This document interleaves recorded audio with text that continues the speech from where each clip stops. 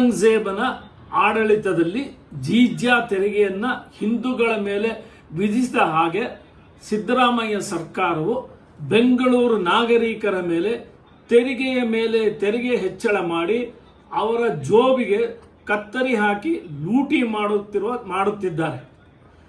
ಈಗಾಗಲೇ ಕಳೆದ 3 ತಿಂಗಳಲ್ಲಿ ಬಸ್ ದರ ಏರಿಕೆ, ಮೆಟ್ರೋ ದರ ಏರಿಕೆ, ಹಾಲಿನ ದರ ಏರಿಕೆ, ವಿದ್ಯುತ್ ದರ ಏರಿಕೆ, ಡೀಸೆಲ್ ದರ ಏರಿಕೆ, ನೀರು ದರ ಏರಿಕೆ, ಮದ್ಯದ ದರ ಏರಿಕೆ, ಕಸದ ಸೆಸ್ ಹೊರೆ, ಮೊಸರು ದರ ಏರಿಕೆ ಇವೆಲ್ಲರ ಒಂದು ಹೆಚ್ಚಳವಾಗಿ ಈಗ ಶಾಲಾ ಬಸ್ಗಳ ದರವೂ ಹೆಚ್ಚಾಗ್ತಾ ಇದೆ.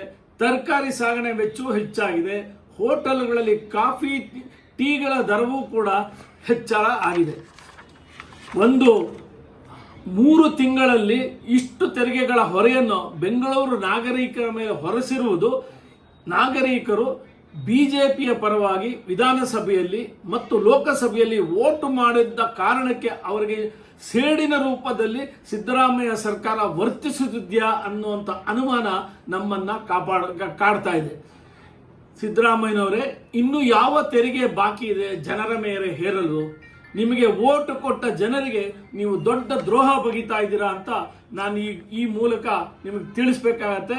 ನಿಮ್ಮಿಂದ ಇದು ನಿರೀಕ್ಷೆ ಇರಲಿಲ್ಲ.